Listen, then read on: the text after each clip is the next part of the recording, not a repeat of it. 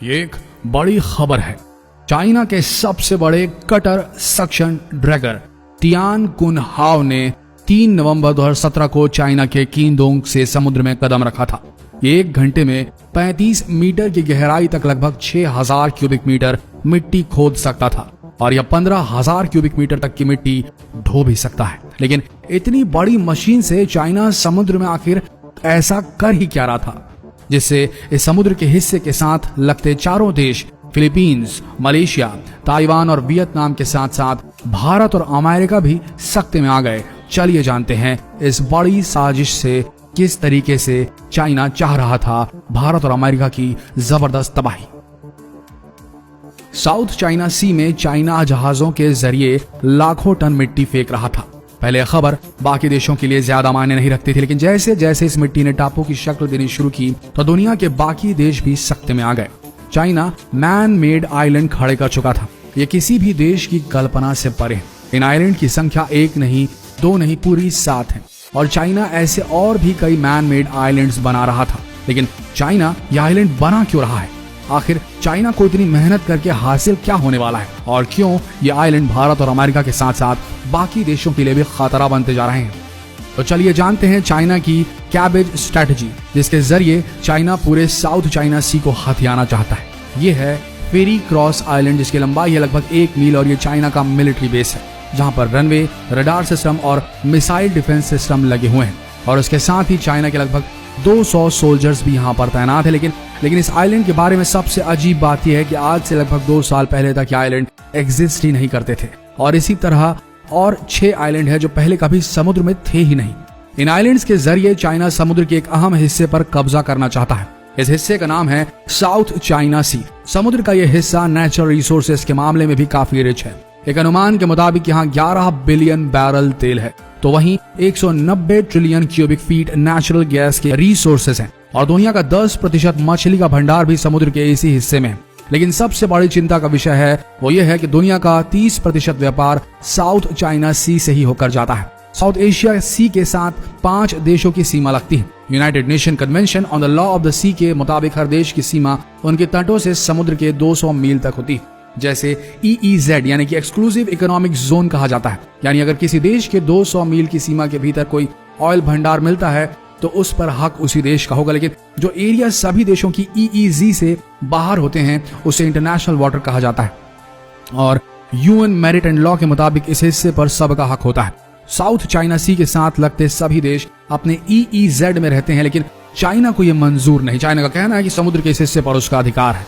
Second world war के दौरान Japan जो पूरे रीजन को कंट्रोल करता था, उसने साथ लगे सभी समुद्रों से अपना कंट्रोल खो दिया। बस तभी चाइना ने 15वीं सदी की 9 डैश लाइन को जीवंत कर दिया, जिसके अनुसार साउथ चाइना सी का 90% हिस्सा चाइना का है। और जब UN ने 1993 में EEZ को 200 मील तक रखने का लॉ पास किया तो चाइना ने इसे मानने से साफ इनकार कर दिया। चाइना ने अपनी खींची हुई 9 डैश लाइन के साथ जाने का फैसला किया और साउथ चाइना सी पर बाकी देशों के अधिकार को मानने से मना कर दिया। चाइना के बनाए सभी आइलैंड जिस जगह पर हैं उसे स्प्रेटली आइलैंड कहा जाता है।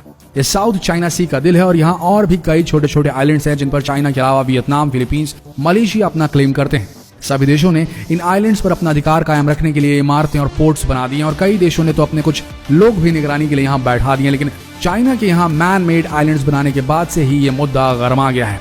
बुद्धिजीवियों का कहना है कि चाइना अपनी ताकत के बल पर समंदर के इस हिस्से को हथियाना चाहता है ताकि वो पूरे रीजन पर कंट्रोल कर सके।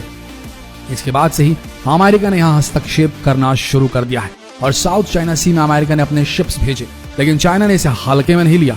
और जैसे ही अमेरिकी नौसेना के शिप्स स्प्रेटली आइलैंड के पास पहुंचे तो चाइना ने अपने डिस्ट्रॉयर वार्निंग के साथ अमेरिकी नौसेना के पीछे लगा दिए, जिससे अमेरिकी नौसेना को पीछे होना पड़ा। इस पूरे रीजन को कंट्रोल करने के लिए चाइना एक स्ट्रेटेजी पर काम कर रहा है। इस स्ट्रेटेजी का नाम है कैबेज स्ट्रेटेजी। इसके जरिए चाइना स्प्रेटली आइलैंड में ज्यादा से ज्यादा शिप्स और डिस्ट्रॉयर रखता है ताकि बाकी देशों को डर के माहौल में रखा जा सके।